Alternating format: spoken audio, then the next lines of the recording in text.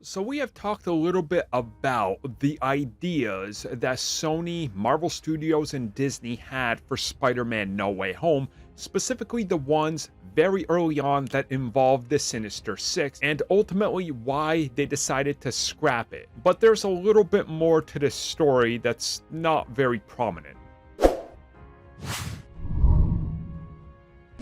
So as most of you know, when it comes to the character sharing rights, the distribution of characters, whatever you want to call it, of the Spider-Man pantheon, which there is many characters that Sony owns as part of that, agreement that they got way back in the 90s, there is a whole world that Sony is trying to build on their own. Marvel Studios has certain characters, certain things that they lock down, and then certain things that they are not allowed to use because, again, Sony's working on them.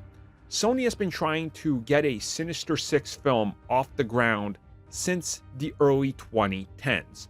Multiple times they've come close, but of course, things get scrapped. And recently, we've been talking about the fact that they said that initially they wanted to do the Sinister Six, but the screenwriter and the writer said when they tried to do it, they couldn't come up with good ideas or other things got in the way, and things just got a little bit out of control, and then they decided to scale it back, and the more characters that they decided to play with, the more actors that agreed to return, the story ended up taking a different shape.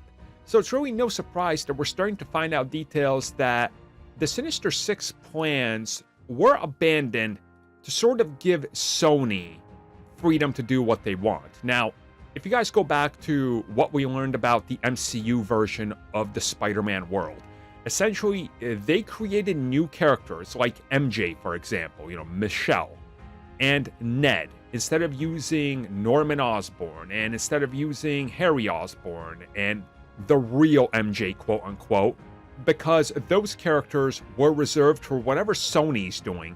So Marvel Studios was taking other characters or spinning characters or doing variants, as we call them now, because that was sort of what the contracts called for due to the involvement of Avi Arad. And if you start to dig into it and read between the lines and all the reviews they have out here, and somebody I talked to as well, just in regards to what's going on, had Marvel Studios officially called them the Sinister Six, there would have been certain restrictions that would have to fall in line with that in terms of what can be done then with Sony using those characters, because per agreement, Marvel Studios would have first dibs on that concept. So I think you guys understand what I'm saying here. If Marvel Studios does it first, Sony can use it, but then Marvel Studios has to have a certain amount of credit that's given to it, unless a completely new contract is renegotiated or something has to be planned ahead. Now, I think it's becoming very much apparent that Marvel Studios isn't going to be involved with the actual Sinister Six when we get them from Sony, as they've sort of gone back and kind of walked back the whole idea of everything being connected to Sony's universe. And we very much saw that with what they were doing with Venom. So I think you can kind of see why some of these ideas were scrapped very early on, as Sony decided to just go, you know what, we'll do our own thing. Let's not have you establish it here because ours is going to be very different. And of course it is.